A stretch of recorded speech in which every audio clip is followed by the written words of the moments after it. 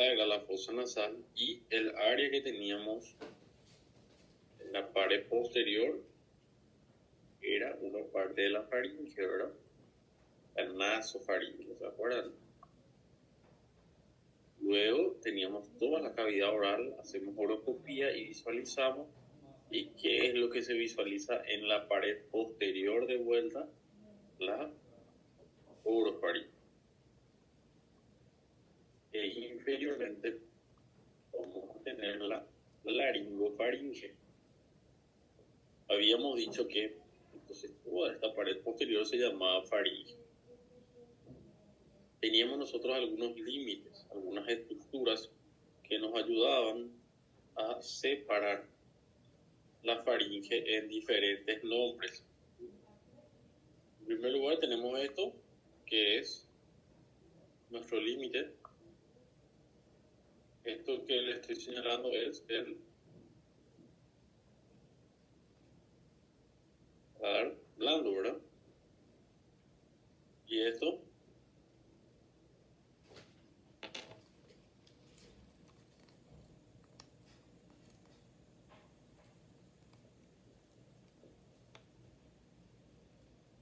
pues, está por arriba del paladar blando, es nasofaringe. Está por debajo del paladar blando, la orofaringe. ¿Sí? ¿Hasta dónde llega la orofaringe? Hasta la epiglotis, ¿sí? El borde superior de la epiglotis, y desde ahí comienza ya la laringe, ¿sí? Laringofaringe. Entonces, en el examen se pregunta la estructura que separa la naso de la orofaringe. Entonces, es el paladar blando. Y si la pregunta es, ¿cuál es la estructura que separa la orofaringe de la laringofaringe? Es la epiglotis. Otra cosa de la faringe es que en general toda la faringe tiene un epitelio escamoso y un epitelio plano, estratificado, ¿sí?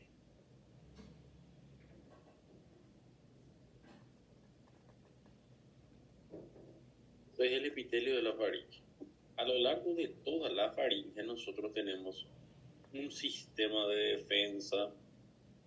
Somos niños muy desarrollados, ¿sí?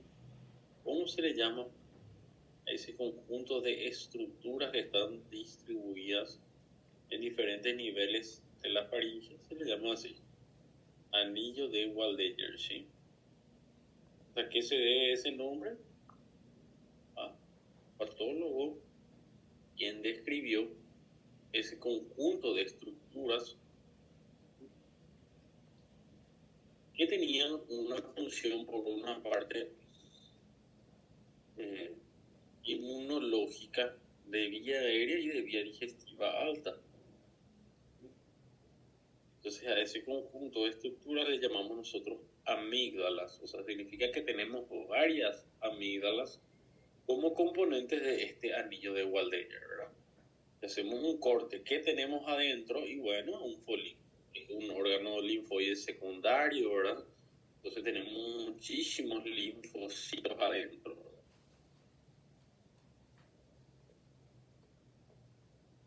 Vamos a hablar de los diferentes componentes. En primer lugar, vamos a hablar de la amígdala más importante de todas, que es la amígdala palatina, que todos conocen. ¿Sí? Entonces yo les voy a decir algunas características que quisiera que anoten que le hacen diferente a esta amígdala de las demás. En primer lugar, vamos a decir que es la única amígdala que se puede visualizar sin ningún instrumental, ¿verdad? Se puede examinar simplemente el examen físico. Al hacer oroscopía ya se puede constatar la amígdala palatina. En segundo lugar, podemos decir que es el componente más grande del anillo de Waldeyer, ¿sí? Es el más voluminoso entre todos ellos. En tercer lugar, ven ustedes cómo es la superficie que tiene la amígdala. No es como ahí arriba, que es algo liso, ¿verdad? La amígdala tiene una superficie rugosa. ¿Sí? ¿Se acuerdan ustedes de las vellosidades en el intestino que tenían también una forma rugosa? ¿Para qué servía esa forma rugosa que tenían las vellosidades?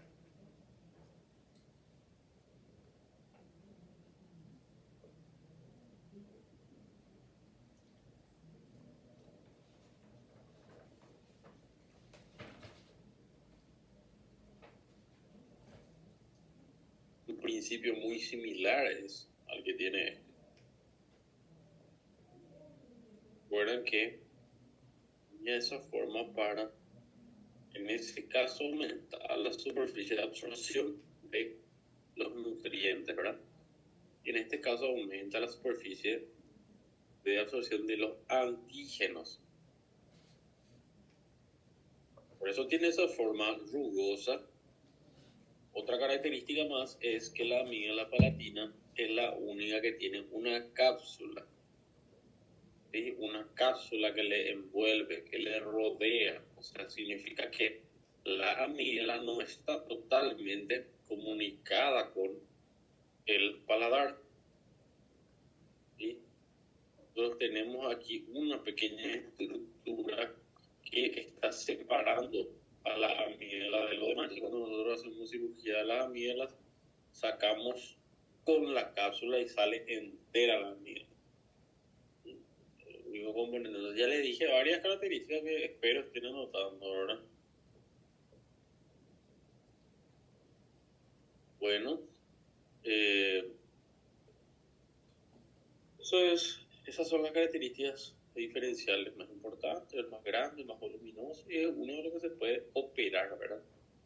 Puede operar si ocasiona patología. Vamos a ver enseguida la patología de las amígdalas. Otra característica, la última que les menciono, de la amígdala palatina. Y esto se aplica tanto para la amígdala palatina, pero también para todo el anillo de Waldeyer. Ese anillo de Waldeyer está muy vigente, está muy activo en los niños pequeños, ¿sí? Entonces decimos que tiene una máxima actividad a los 3, 4 años de edad, y después de eso se va empezando a involucionar, se va empezando a atrofiar. Normalmente, cuando llegan a los 10 años, esto ya disminuye notoriamente de tamaño y de función. ¿Sí? Y cuando el paciente tiene 20 años ya debería 100% haber desaparecido las amígdalas, la adenoides, ¿sí? Tiene una atrofia fisiológica.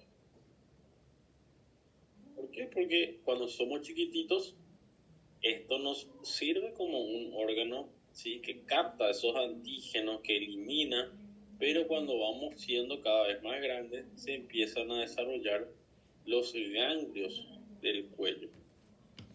¿Sí? Entonces tenemos una infección y lo que nos defiende son esos ganglios cervicales, ya no más lo de las amígdalas, ¿sí? Segunda amígdala, ¿verdad? La amígdala nasofaringe, o también denominada adenoides. ¿Sí? ¿Han escuchado ustedes ya hablar de esto? Entonces su nombre dice todo, dónde está ubicada, ¿verdad? La amígdala nasofaringea está ubicada en el techo de la nariz. Una fotito. Está ubicada la adenoides. Entonces ahí, ¿verdad? Tenemos nosotros esta visión lateral. Entonces ven ustedes dónde está ubicada. En color vermello se ve la adenoide. Está ubicado bien profundo en la área denominada nasofaringe. Y es que se pregunta en el examen, ¿cuál es el método ideal para examinar la nasofaringe? Eso les dije anteriormente cuando dimos esa clase práctica, le había pedido que anoten cuál es el método ideal para explorar la nasofaringe. En el niño teníamos radiografía. Esta es una radiografía lateral del cráneo, o de lo mismo que es radiografía de Kabul.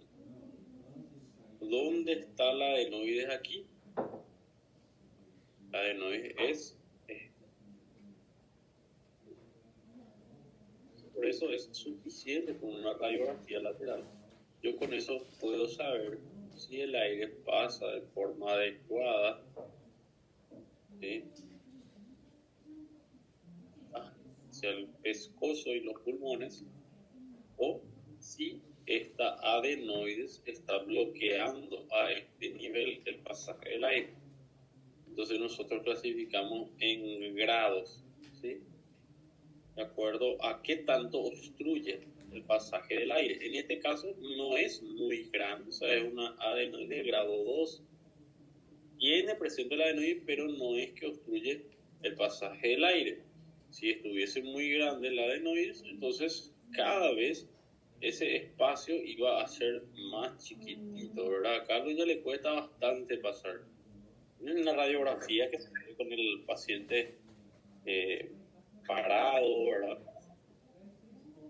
Y si hiciéramos con el niño acostado, esto obviamente iba a inclusive bloquear más la respiración. A ver si le podemos... Silencio su audio ahora, Susana. Entonces, radiografía de Kabul, el mejor método para explorar la nasofaringe en los niños, radiografía lateral de cráneo, o también denominado radiografía de Kabul.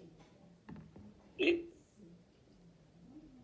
En los adultos, si queremos explorar la nasofaringe, entonces dijimos que teníamos que hacer una endoscopía nasal, ¿sí? En los adultos tenemos una masa en la nasofaringe y hay que introducir una cámara y foliar. ¿Por qué? Porque una masa en nasofaringe en niños, el primer diagnóstico que pensamos es algo benigno. Pensamos en una adenoides. Pero tenemos una masa en nasofaringe en adultos y eso no existe adenoides a esa edad, es una neoplasia. Masa nasofaringe en adultos es una neoplasia probablemente y hay que hacer endoscopía nasal. ¿Sí? Bueno, en primer lugar eso, ¿verdad? Hablar del método de diagnóstico de la adenoides. ¿Cuáles serían algunos síntomas, creen ustedes, de una adenoides aumentada de volumen, de una adenoides hipertrófica?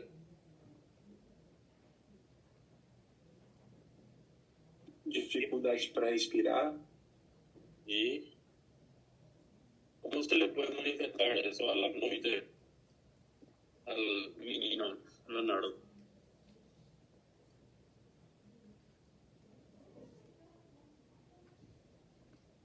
Ronco.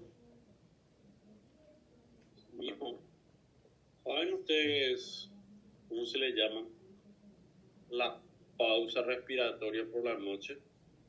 ¿Cómo está durmiendo el paciente? Diseproxística. Apneia. Muy bien. Es la apnea del sueño, Carolina. La pausa respiratoria. El niño está acostado. Deja respirar. ¿Cuánto tiempo? 30 segundos, 1 minuto, 10 minutos, 20 segundos. ¿Cuánto tiempo deja respirar?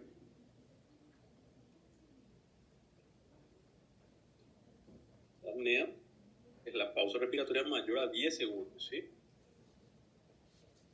Entonces, quiero que anoten, en primer lugar, como síntoma de una adenoide hipertrófica, ¿por qué puede venir el niño? Y por una respiración respiración bucal, respira por la boca todo el tiempo, ¿sí? Por esos ronquidos a la noche, esos son síntomas de que el paciente tiene una adenoides hipertrófica. Y ahora vamos a hablar de las complicaciones. Y cuando la adenoides ya está muy grande, que ya da complicaciones y ya tenemos que operarle al niño. Primera complicación, la apnea del sueño. Pausa respiratoria, el niño tiene que dormir con 3, 4 almohadas, duerme casi sentado porque si no tiene apnea. Otra complicación más que teníamos nosotros ahí en la nasofaringe, ¿se acuerdan? ¿Qué otra estructura teníamos ahí?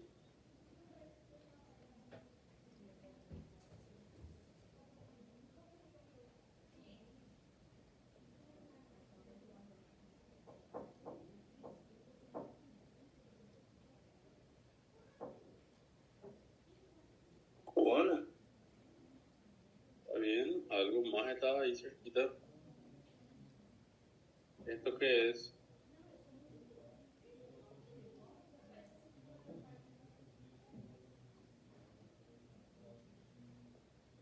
¿Qué orificio es?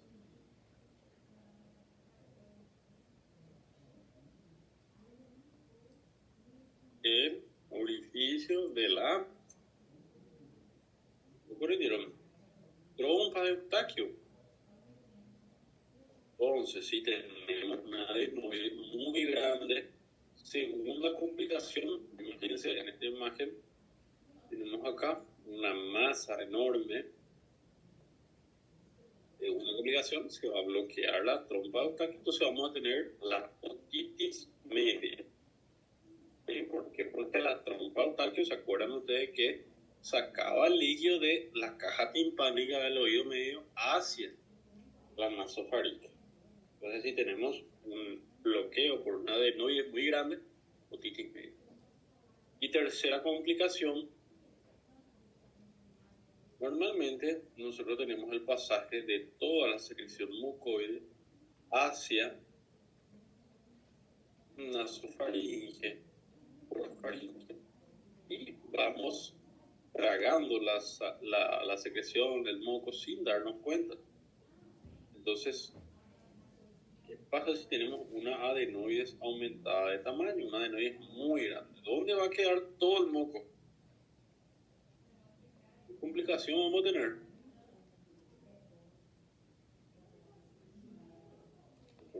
Pasar, el moco se empieza a acumular en la fosa nasal. Vamos a tener como tercera complicación una sinusitis, ¿verdad? Una rinosinusitis, que es lo que vimos en la última clase. Y esas son las tres complicaciones entonces de una adenoide muy grande, ¿sí? Entonces, tienen que ponerme segundo sale en el examen final, ¿sí? Bueno, entonces, en los niños podemos hacer esta radiografía para explorar el tamaño de la adenoide, si es muy objetivo, y así se ve realmente la adenoides. Si hiciéramos un estudio bucal, una endoscopía, yo realmente acá en Paraguay, a todos mis pacientes que tengo sospecha de adenoides, le hago radiografía, con eso llega, pero en Brasil hay algunos médicos que no tienen compasión de los niños y le meten cámara a todos. Y se ve así la adenoides, ¿ven? También tiene una superficie rugosa como la amígdala palatina, porque es también una amígdala nasofaringe, adenoide. Y así, en este caso, vean cómo estamos desde la fosa nasal examinando coronete nasal. Este es el coronete inferior, este es el coronete medio, este es el tabique nasal. Y ven cómo la adenoide está bloqueando totalmente la coana. Inclusive se mete, pasa la coana y se mete dentro de la fosa nasal. Entonces ven ustedes aquí toda esta secreción. El moco no circula en la nariz. Entonces el paciente tiene por eso sinusitis. Bueno, el tratamiento de una adenoides hipertrófica. Y tenemos dos casos, ¿verdad? La mejor opción sería hacer una cirugía. Hacer una cirugía, sacar la adenoide y el síntoma mejora totalmente, ¿verdad? La cirugía de la adenoides es una cirugía que nosotros hacemos, se introduce un abre boca, ¿sí?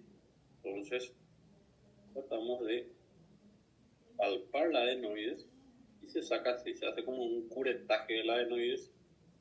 No es como la mía, la palatina, que tiene una cápsula. No, la adenoides se saca por pedazos, ¿verdad? Sacamos así por par. Mejora el síntoma totalmente. ¿Qué pasa si tenemos niños muy chiquititos, la mamá no quieren que se opere, tienen miedo? Entonces, opción del tratamiento de la adenoide, entonces, para que noten, el tratamiento médico es el spray nasal con corticoides y damos un poco de corticoides a ver si disminuye de tamaño, y no es obviamente nada seguro. Y en segundo lugar, le damos antihistamínicos orales. ¿Sí? ¿Para qué le damos estos antihistamínicos? Y para que por lo menos haya un poquito menos de moco.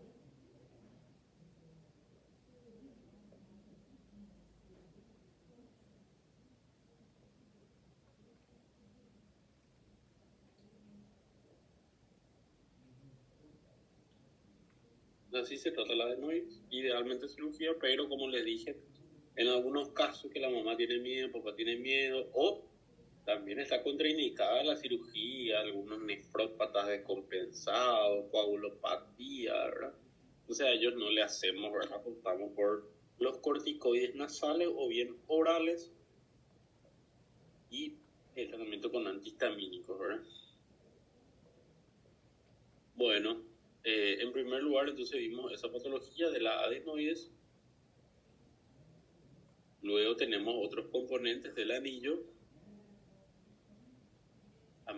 Esto yo solamente como para que citen, yo esto no les voy a preguntar nada. Si es que se pide 7 componentes del anillo de Waldeyer, no se vuelvan locos. Acuérdense, anillo Waldeyer nos referimos a las amigas. Entonces puede ser amiga la palatina y otros componentes, donde tenemos también el anillo alrededor de la trompa eustaquio, amiga perituárica, amiga la lingua. Vamos a hablar de la patología de las amígdalas palatinas. Quiero que anoten. Entonces, nosotros tenemos en otorrino una clasificación evolutiva, clasificación en base al tiempo, casos de infecciones agudas, y recuerda que decíamos siempre que lo agudo en otorrino dura hasta 3 semanas, ¿verdad? Y dura más de 3 meses, hablábamos de casos crónicos. ¿Sí? Entonces en el medio, entre 3 semanas a 3 meses va a ser subagudo. Pero los términos más comunes es el agudo menos de 3 semanas, crónico más de 3 meses. Entonces, acude paciente, ¿sí? Y vamos a ver algunos síntomas comunes a cualquier amigdalitis o a cualquier faringitis. Motivo de consulta, síntoma común. ¿Qué creen que va a tener este paciente? ¿Qué síntoma va a referir? ¿Por qué va a venir al consultorio? Dificuldades para tragar. ¿Y? Disfagia. Muy bien.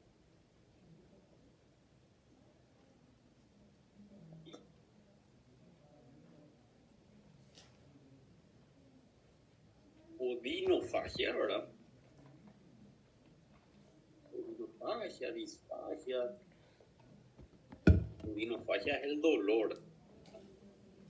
Disfagia es la dificultad para tragar. Odinofagia significa dolor en el momento de tragar. ¿Algo más? Paciente con dolor de garganta. Esos síntomas son súper comunes. Entonces, presencia de dolor, dificultad para tragar, pueden tener también fiebre, ¿verdad? Esas son características comunes que todavía no nos hablan de la etiología. Entonces, para orientarnos acerca del origen, vamos en primer lugar a hacer un examen físico de este paciente. Entonces, a la horoscopía, vamos a hablar primero de casos bacterianos, ¿sí? Amigdalitis bacterianas. Creo que anoten eso. Entonces, ¿cómo está a la horoscopía? ¿Qué es lo que les llama la atención en las amígdalas del paciente? Con esta foto. Hipertróficos. Su tamaño. Sí, está bien. O sea, eso es cierto, podría existir, ¿verdad? Un aumento de tamaño, pero el aumento de tamaño sociño no va a ser el diagnóstico. Lo que nos hace sospechar es el exudado, las placas que tiene el paciente, ¿ven? En las amígdalas, las placas blancas están limitadas a las amígdalas. Otra característica que nos hace sospechar también que es bacteriano es que estos pacientes suelen tener adenopatías cervicales, tienen ganglios aumentados de tamaño. ¿Sí? Entonces, segunda característica serían unas adenopatías cervicales que son dolorosas. Al palpar esas adenopatías del pescozo, le duele al paciente. ¿Sí? Están ubicadas generalmente a nivel anterior, adenopatías cervicales anteriores. Esa es la segunda característica, un paciente que viene con dolor de garganta que nos hace pensar que es bacteriano. En tercer lugar, como un signo que podemos encontrar, es una fiebre alta. ¿Sí? Fiebre alta.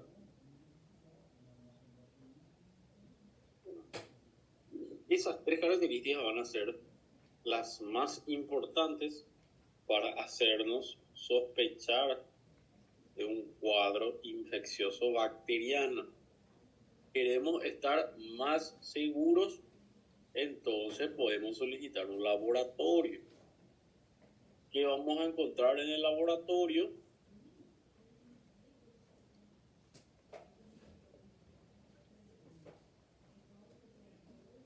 Entonces, los glóbulos blancos siempre están mayor a 10.000. Vamos a decir algo para que quede más fácil, ¿verdad? Glóbulos blancos mayores a 20.000, quiero que anoten. ¿Sí? Porque el aumento es súper importante. No es pequeñito el aumento. Generalmente el aumento, la leucocitosis en casos bacterianos es súper marcada, ¿sí? Ese glóbulos blancos mayor a 20.000. ¿Sí? Marcador de inflamación, PCR. Entonces el PCR está muy elevado. ¿Y qué significa que el PCR está muy elevado? El PCR está más de 10. ¿Sí? El PCR valor normal es hasta 4. ¿Sí? Entonces el PCR más de 10, ¿verdad? Más de 10 me refiero que puede estar 30, 40, 50, ¿verdad? Así se eleva el PCR. El PCR es un reactante de fase aguda, un marcador inflamatorio que no es específico de una infección bacteriana, así como la leucocitosis no es específico de una infección bacteriana, pero el aumento muy importante sí nos hace sospechar de infección bacteriana. Entonces, PCR muy elevado, glóbulos blancos muy elevados a expensas, por supuesto, de neutrófilos, ¿verdad? A expensas de polimorfos nucleares. Entonces, es lo que ya nos hace sospechar, si esto probablemente es una infección bacteriana, ¿verdad? Y un tercer marcador del laboratorio es lo que le escribí ahora en el chat, el ASTO. Es algo que solemos pedir también en sangre es un marcador para saber la concentración, la cantidad de bacterias circulantes en sangre, ¿verdad? ¿Cuál es el origen? ¿Cuál es el germen que más ocasiona estas amigdalitis bacterianas? Eso que le escribí en el chat. Estreptococo beta-hemolítico grupo A. ¿Sí? Estreptococo grupo A. O también, ¿cómo es el otro nombre que tiene este estreptococo?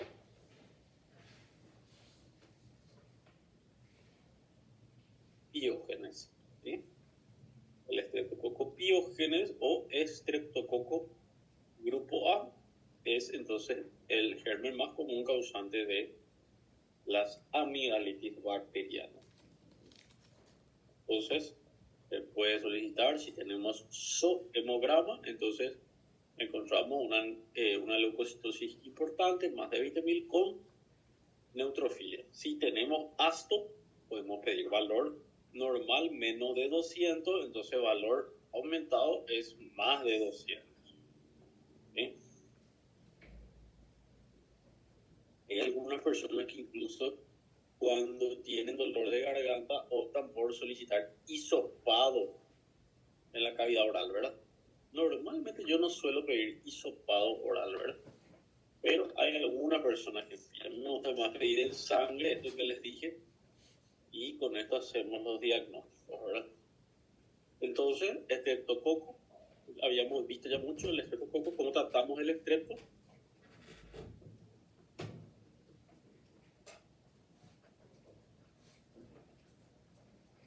Antibiótico. Y la droga, entonces, que habíamos visto en las infecciones por estreptococo, que habíamos visto en las otitis media, en la sinusitis, era amoxiclavulánico vía oral. ¿Sí? El amoxiclavulánico se hace 12-12, ¿verdad? O sea, amoxiclavulánico vía oral. Si el paciente no puede tragar, si tiene una evolución muy mala, o bien si ustedes tienen un paciente que quieren que se cure rapidísimo en 2 días porque tiene actividad, ceftriaxona venosa. Muy buen resultado ahí, ¿sí? Entonces ya saben ustedes cuáles son los signos clínicos que me hacen sospechar de una amigdalitis bacteriana, cómo le puedo complementar el laboratorio, cuál es el germen y cómo se trata.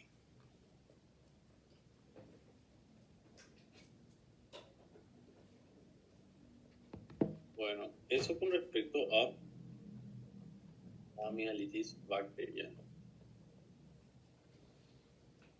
Vamos a ver un poco las amigdalitis virales. Entonces, ¿cuál es la característica de la amigdalitis viral? Bueno, clínicamente,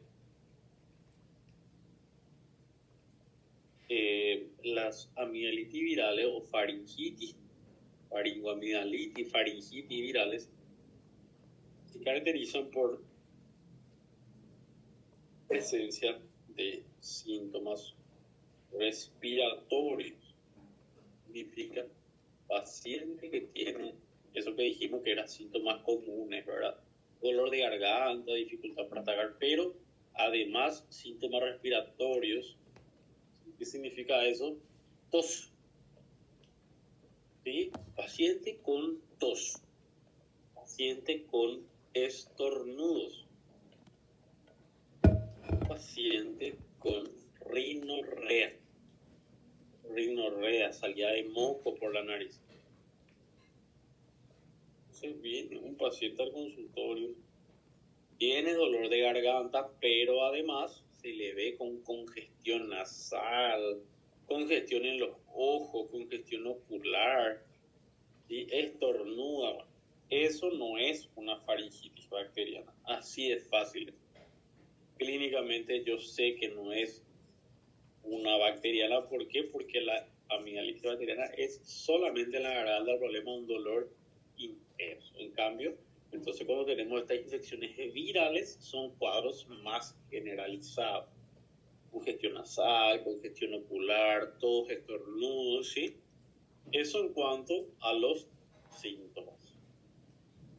En cuanto a los signos, le pedimos al paciente que haga horoscopía, o sea, que abra la boca, le hacemos la horoscopía.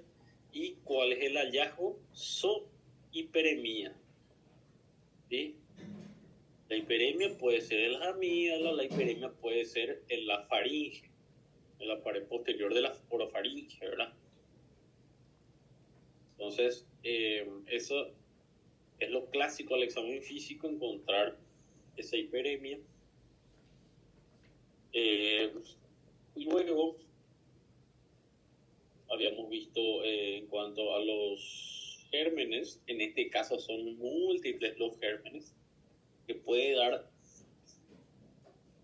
la influenza, COVID, rinovirus, o los paramyxovirus, cualquier virus da la misma sintomatología. Eso es un poco más difícil. En este caso, lo que hacemos es esa diferencia entre bacteriano y viral para saber cómo tratarlo. Entonces, en el caso viral, ¿cómo le vamos a tratar? Y se hace solo tratamiento con antiinflamatorios, ¿sí? Entonces ahí pueden entrar los AINES, ¿verdad? Diclofenac, dipirona, ¿sí? Damos antiinflamatorios, AINES, damos también corticoides, mejora un poco el dolor, e incluso, yo no sé si alguno de ustedes tuvo COVID, recuerda.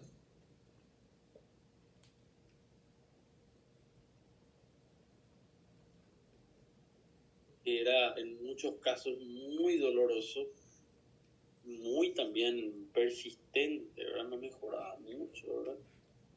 Entonces, no sé si a vos te dio, Carolina, cambios en el olfato o no. Además de eso, además de la garganta. Prof, eu fiquei sem olfato e sem sentir o sabor das coisas. ¿Qué tal el dolor? Um pouco, mas não muito. Muy bien. Entonces, eso que les cuenta su compañera nos habla de que cuando hay infecciones virales, muchos virus, la mayoría de los virus, tienen mucha afinidad por los nervios.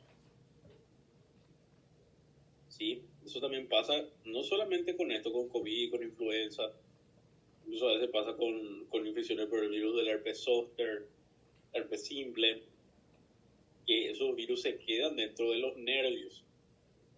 Entonces, en el caso, por ejemplo, de estos virus nasales, ¿verdad? COVID, influenza, rinovirus, pueden afectar el nervio olfatorio, pueden afectar el nervio glosofaringeo en la cavidad oral. El paciente tiene un dolor que no pasa nunca, queda semanas, incluso un mes. La influenza, la misma cosa, ¿verdad? No mejora largo, tos, se queda con tos. Y el problema es que para poder hacer el diagnóstico de una infección viral específico, hay que hacer un hisopado sí o sí, ¿verdad? Hay que hacer hisopado nasal, hisopado oral, no es como el caso bacteriano, porque en el caso bacteriano, si vos le das amoxiclavulánico a tu paciente, estás cubriendo estreptococo grupo A, grupo B, estás cubriendo hemófilos, millones de gérmenes cubrís, estafilococos. En cambio, los virus son muy específicos, no tenemos luego tanto antivirales, ¿verdad? Tenemos pocos antivirales, entonces para saber exactamente cuál antiviral darle al paciente tenemos que hacerle hisopado, si no, solamente tratamiento sintomático, ¿verdad? Entonces, antiinflamatorios, corticoides, ahí les escribí en el chat, antineuríticos. Yo uso mucho también estos antineuríticos en casos de dolores largos. Y no pasa su dolor nunca, no pasa la tos antidiurético oral. Entonces, y queremos hacer un hisopado, y ahí tenemos una confirmación, bueno, está bien. Influenza virus, ¿cómo se trataba la influenza? Era uno de los pocos que tenía un antiviral específico.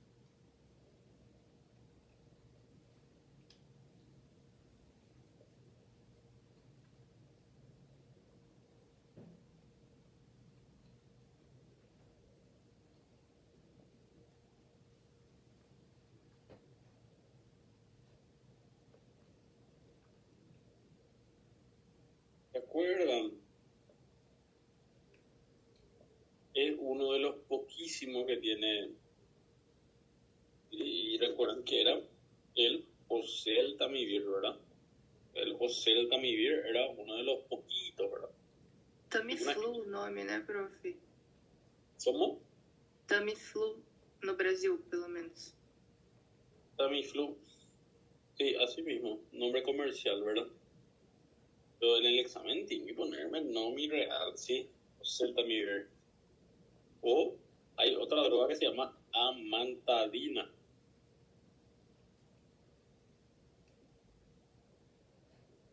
Entonces, así se trata las faringitis virales, ¿verdad? Y obviamente para el tratamiento de otro virus, ¿verdad? Raramente, ¿verdad?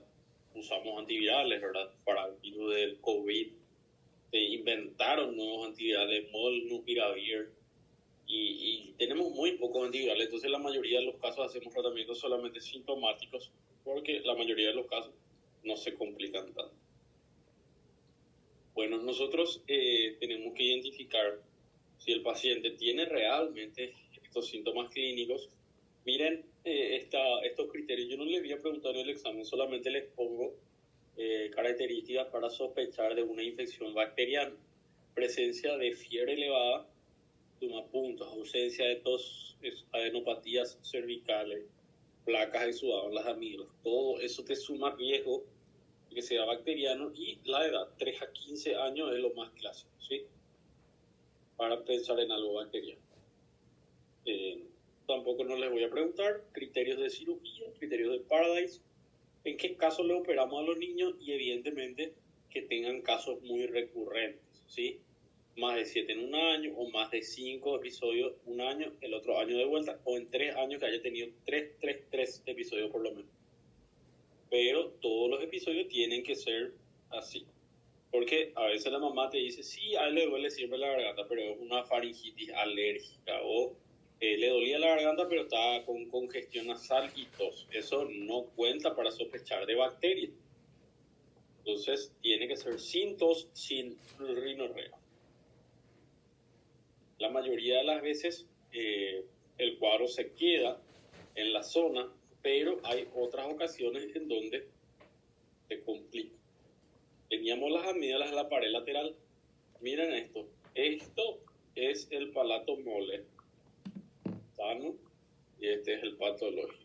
¿Ven la diferencia? ¿Qué pasó en esta complicación que se llama así absceso periamidalino?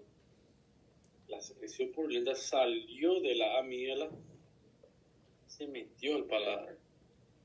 Esta es la complicación más común de las amigdalitis no tratadas. Tenemos nosotros esa colección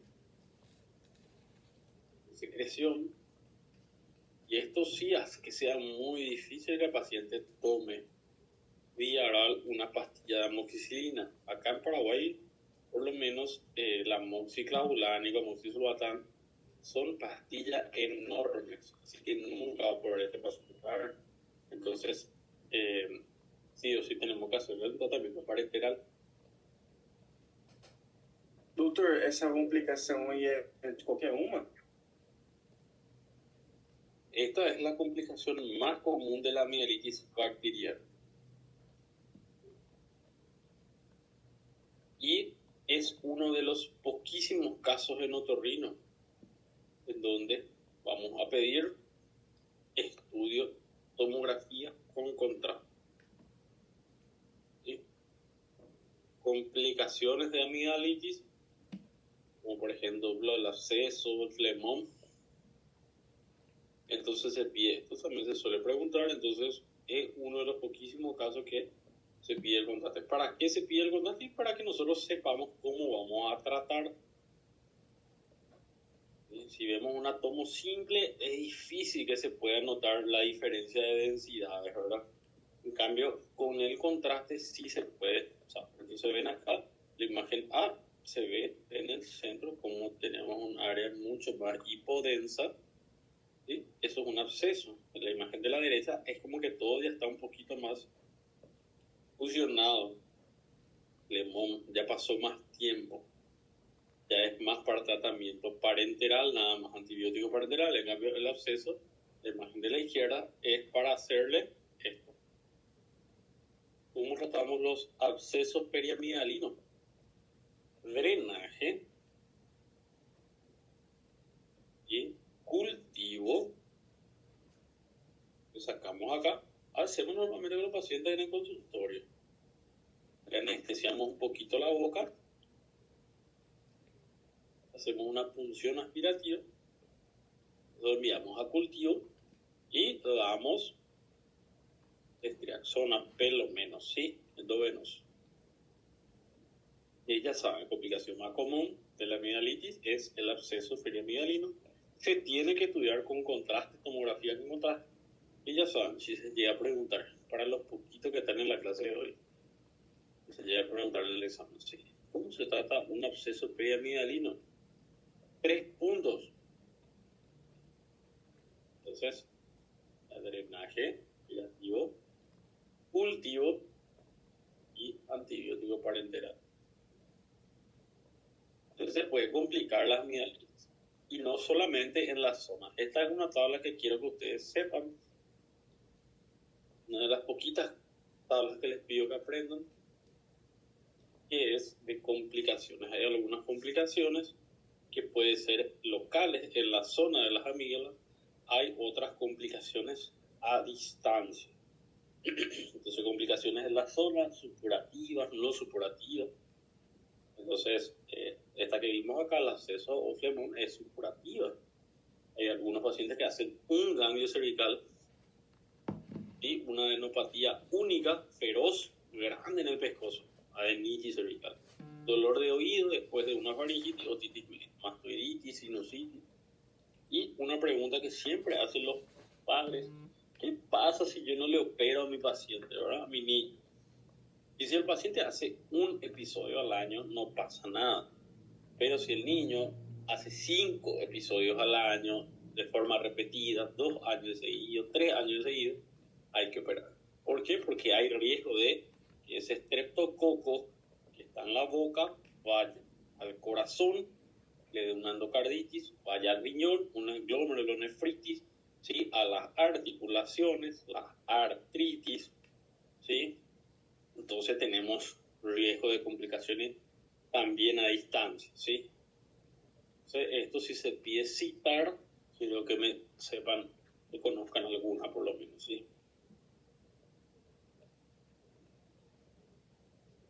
Si no tienen todavía este slide, le voy a pasar a Tamírez.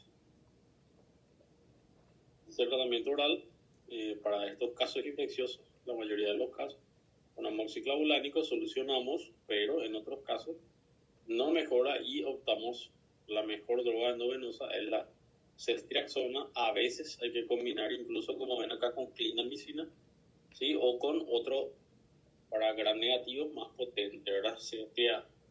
Gentamicina, por ejemplo, ¿verdad? Pero por lo menos siempre con cetria nosotros controlamos, ¿sí? Bueno, hasta ahí es lo más importante que yo quiero que ustedes aprendan, ¿sí? Y ahora pasamos a algunos casos raros, ¿sí? Para la vida es todo lo que vimos antes. Y ahora algunos casos diferentes, ¿sí? Todas las placas en las amígdalas, sí o sí, 100% es bacteriano. Y no, lastimosamente en medicina a veces es un poco más complejo. Entonces, vamos a ver. Primer caso. mononucleosis infecciosa. Paciente con placas en las amígdalas, adenopatías. Este es un caso medio complejo, ¿verdad? Viene un paciente, dolor de garganta. Hacemos horoscopía y se ven esas placas, están en las amígdalas, ¿sí? Y el paciente tiene dolor, a veces tiene ganglios, pero que no están adelante. Unas adenopatías que muchas veces están en la parte posterior del cuello, no son como las anteriores. Entonces, ¿qué es lo primero que van a pensar y cómo le van a tratar a este paciente? Va a ser lo que hablamos.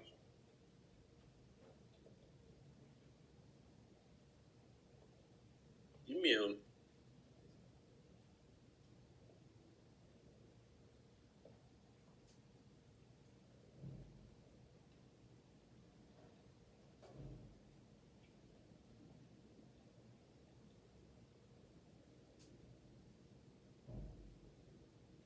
Como que se coaguló.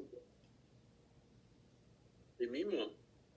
Van a tener un paciente con ganglio, con dolor, con exudado.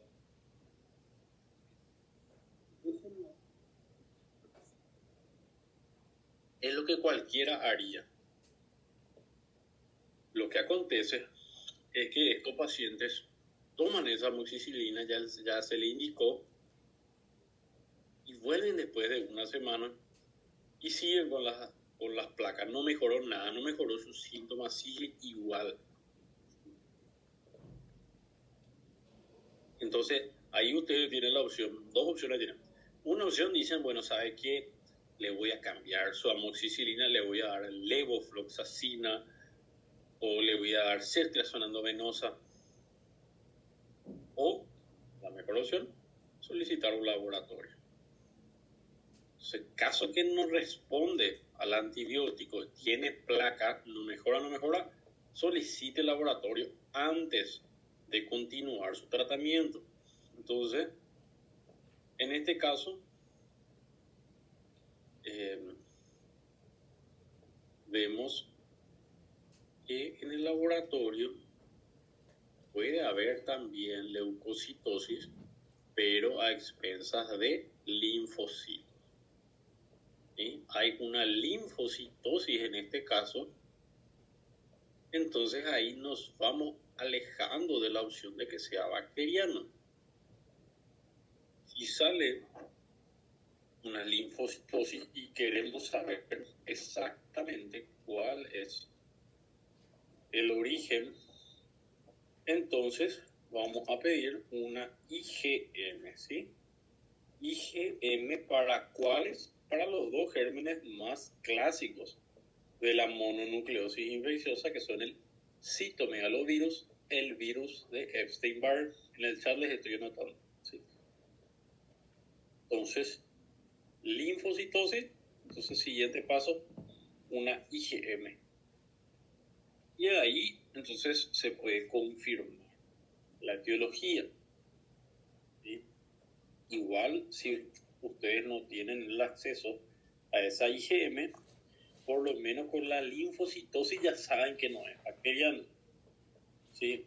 Y esto se trata solamente con antiinflamatorios y reposo. Hay casos muy escasos en donde el paciente se complica bastante y optamos por hacer un tratamiento con antivirales endovenosos, en este caso ganciclovir o valaciclovir, pero prácticamente no usamos comúnmente. La mayoría de los casos son autolimitados, o sea, se controlan con el uso de antiinflamatorios. Entonces, y otra característica, les comento un caso. Paciente era una niña, vino al consultorio, tenía, 9 años más o menos, y tenía dolor de garganta, tenía un poquito de dolor abdominal, entonces la pediatra le indicó hacer una ecografía abdominal. Le pidió la ecografía y La ecografía hablaba de un aumento leve de volumen del hígado. Entonces va y el imagenólogo le dice, tu hija tiene una hepatitis. ¿Se acuerdan ustedes? Ya vieron la hepatitis, cómo se presentaba. ¿Cuáles eran los síntomas de la hepatitis?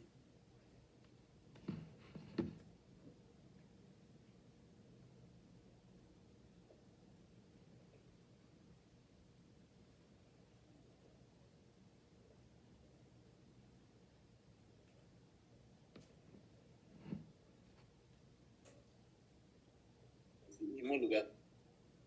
Primera característica, ictericia. Podría haber hepatomegalia, una fiebre importante, tiene un cambio de coloración de las mucosas, ¿verdad?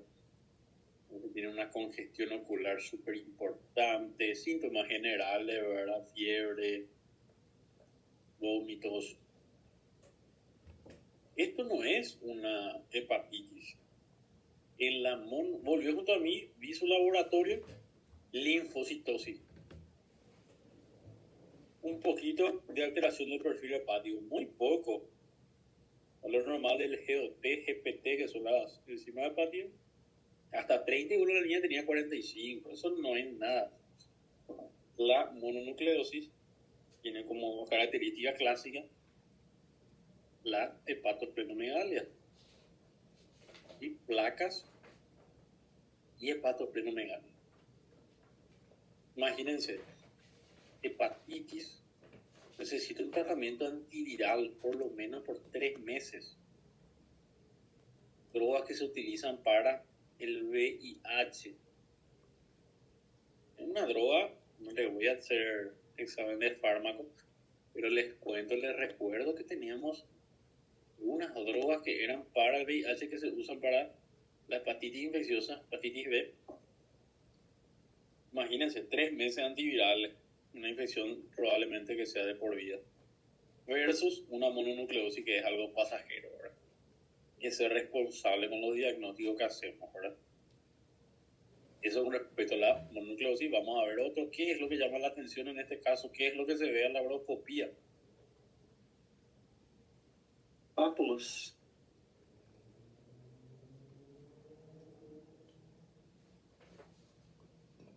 Esto, estamos viendo acá, son aftas, son úlceras. ¿Sí? La angina tenemos úlceras. ¿Qué vamos a sospechar si vemos solamente una úlcera, una afta en el palato o una afta en el labio? Esto, ¿qué pensaba Leonardo? Leonardo, el único que está más despierto. Herpes. Claro. Sí mismo, Lucas. Bien. O herpes. Úlcera única en la cavidad oral. Úlcera recurrente en la cavidad oral. Única. Pensamos en herpes simple. Virus del herpes simple tipo 1.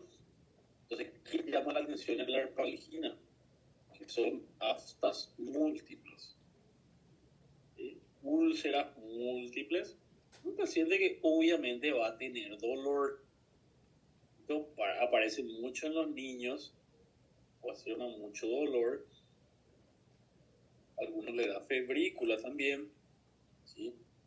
Y la mayoría de los casos son casos autolimitados, son casos que no se complican demasiado.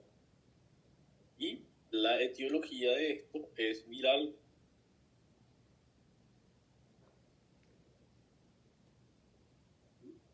Le anoté en el chat. No es ni siquiera el mismo germen para una úlcera única que si son estas múltiples úlceras. ¿Sí? Úlcera única, virus de herpes simple, se puede tratar con aciclovir, ¿verdad? Pero en este caso, úlceras múltiples, coxsackie virus, analgésicos. ¿Sí? Analgésicos.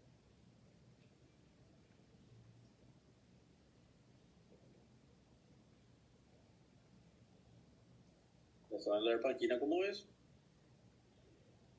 Difteria. Estamos terminando la clase, tranquilos. La difteria, ¿qué es lo que llama la atención a la horoscopía? Lo que llama la atención es la presencia de una placa que se describe de dos formas. En primer lugar, es una placa que está adherida no a la amígdala, está adherida a la faringe. Acá atrás comenzó una placa en la cavidad, perdón, en la pared orofaringe. Y paciente con muchísimo dolor sin nada en la amígdala, o en este caso que ya está muy avanzado, incluso puede invadir, ¿verdad? Pero comienza en la orofaringe.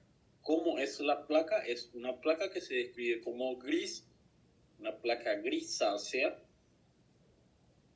¿sí?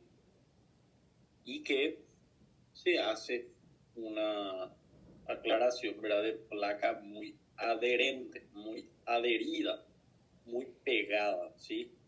Una placa grisácea muy adherida. ¿Por qué?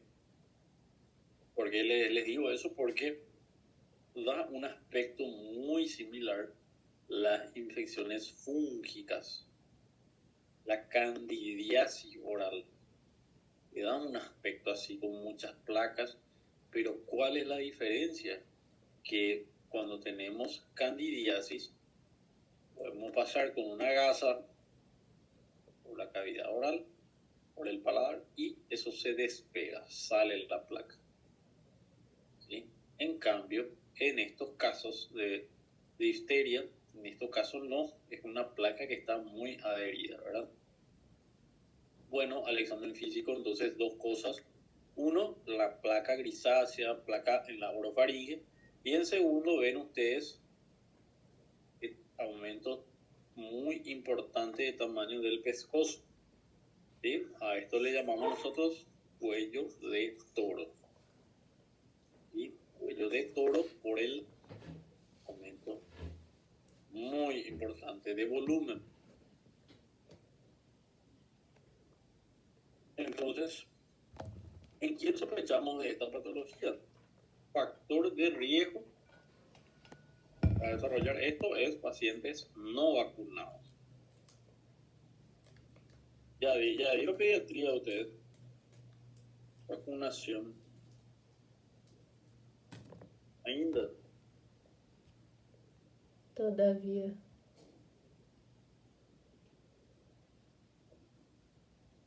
Ustedes se salvan de mucha pregunta conmigo.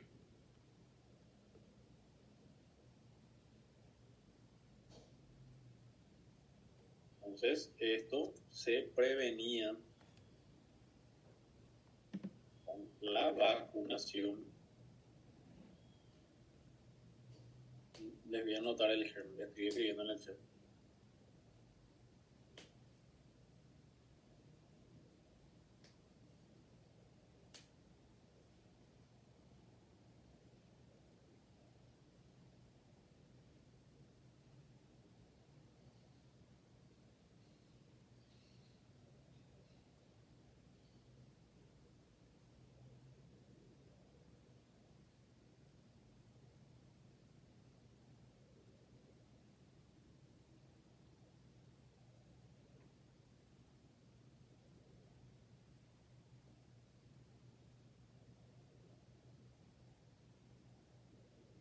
Les copio en el chat.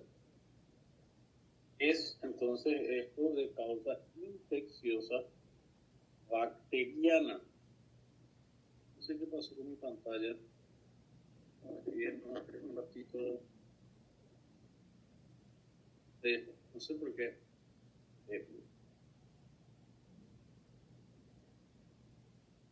Así mismo, Lucas, falta de vacunación, principalmente va a ser esa falta de vacunación, ¿verdad? Entonces, el germen es este, ¿verdad? Corynebacterium difteria.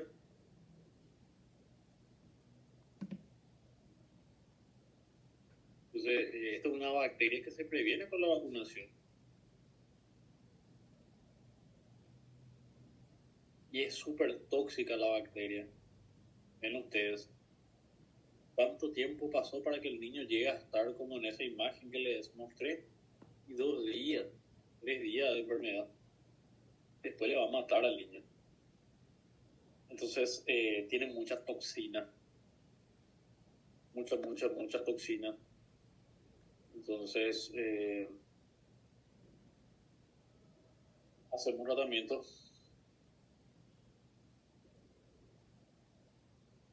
Tóxico ya tuvieron.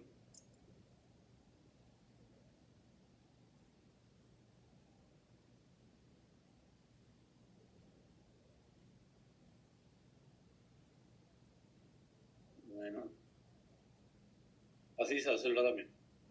Le pregunto de tóxico porque ahí van a ver que, por ejemplo, si te pica una serpiente, si te muerde una serpiente, un botrops, ¿sí?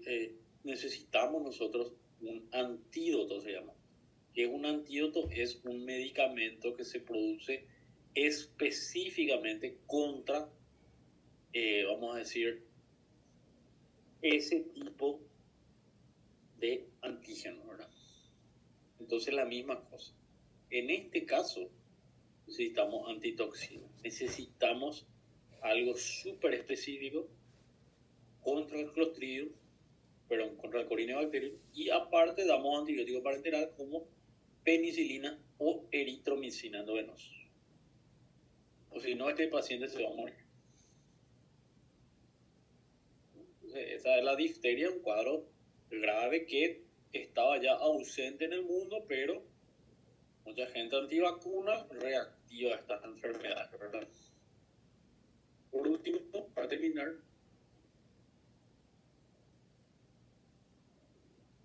paciente viene por asimetría en las amígdalas. Realmente él no te va a decir eso, va a decir, vengo porque no puedo consumir bien las comidas, ¿verdad? Puedo alimentarme bien. Al hacer la laparoscopía, lo que llama la atención es la diferencia de tamaño. Una amígdala normal, la otra muy grande. Una amígdala normal, la otra con exudado. Un exudado, como vimos en todos los casos infecciosos de las amígdalas, los exudados siempre son bilaterales. Este es un exudado unilateral o una úlcera unilateral. ¿Sí? Un área de necrosis unilateral. Les digo eso por si en el examen se pregunta, porque esto muchos se suelen equivocar, y se pregunta, criterios para sospechar de una neoplasia en las amígdalas. Entonces, para sospechar de una neoplasia en las amígdalas, hablamos de asimetría. Asimetría en las amígdalas o exudado persistente que no mejora con antibióticos, ¿sí? Unilateral. Y si hablamos de síntomas generales, ¿cuáles son características que nos hacen sospechar a esto? Puede ser una neoplasia. La pérdida de peso significativa. ¿Sí? Pérdida de peso importante. Todos esos casos anteriores, amigdalitis bacteriana, mononucleosis, eso no te da pérdida de peso. El paciente te dice, perdí 5 kilos en un mes, perdí 7 kilos en 2 meses, eso hay que sospechar de algo más. Pérdida de peso importante. Otra cosa, sangrado. Sangrado amigdalino. Nunca vimos ninguna infección, sangrado. Sangrado en las amígdalas, pensar en una neoplasia. ¿Sí? Entonces, pérdida de peso, sangrado amigdalino y esos síntomas, esos signos generales, ¿verdad? La asimetría, una úlcera solo en una amígdala, una asimetría importante.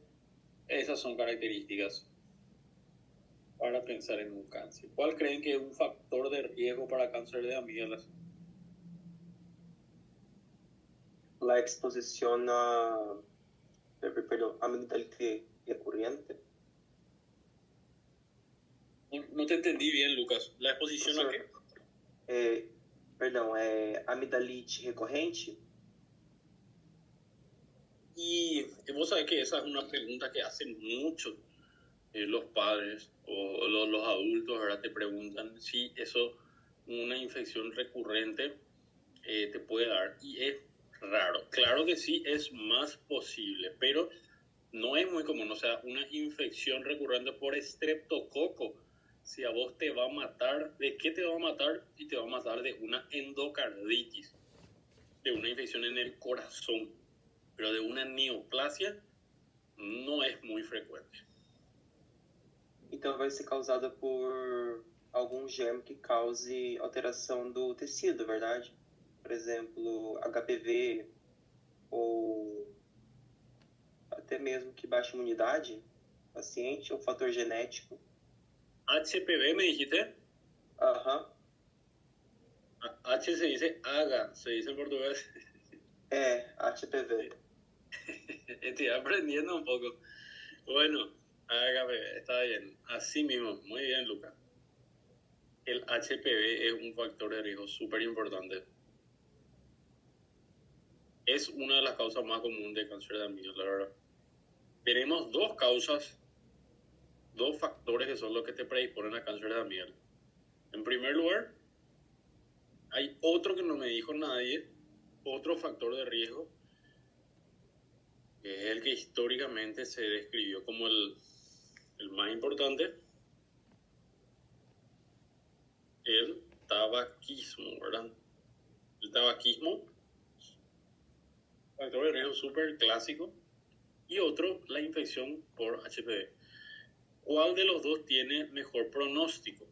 ¿Cuál de los dos posiblemente HPV. responda? Así mismo. HPV tiene mejor pronóstico a la quimioterapia, porque esto se trata con quimioterapia, esto no operamos tanto, eso es la quimioterapia. El HPV, quimioterapia, responde bien, ¿verdad? Y el otro que es el asociado al tabaquismo es peor. ¿Sí? Bueno, entonces, eso es lo que tienen que saber. Y por último, para que vean nada más, acá en la clase les dejo una tabla comparativa de cómo son las infecciones, las faringitis virales y las bacterianas, ¿sí? ¿Tienen alguna duda? Nenhuma, doutor. Anótenme su nombre en el chat y les dejo libre. Que tengan buen resto de jornada, chicos. Gracias, doctor. Graças, doutor. Bien.